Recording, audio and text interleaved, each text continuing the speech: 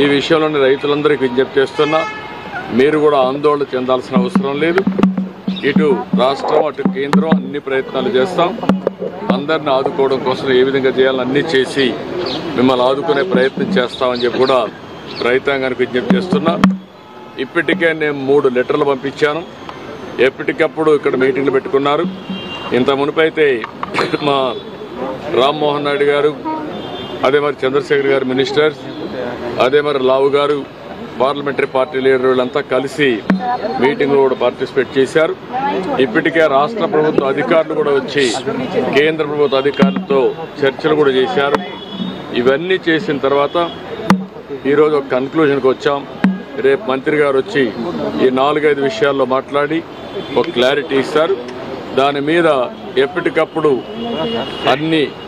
అందరితో కూడా సమీక్షలు చేసుకుంటూ ఈ ప్రైసెస్ పడిపోకుండా ఏం చేయాలో అన్నీ చేస్తాం. ఇది బ్రీఫ్గా దీనికోసం వచ్చాను. మీటింగ్ అయితే మంత్రి గారు లేకపోయినా ఇక్కడ మాట్లాడిన తర్వాత కొంత క్లారిటీ వచ్చింది. ప్రధానమైన ఉద్దేశం మిరప పండించే రైతులను ఆదుకునే విధానానికి ఈరోజు ఇక్కడికి వచ్చాను.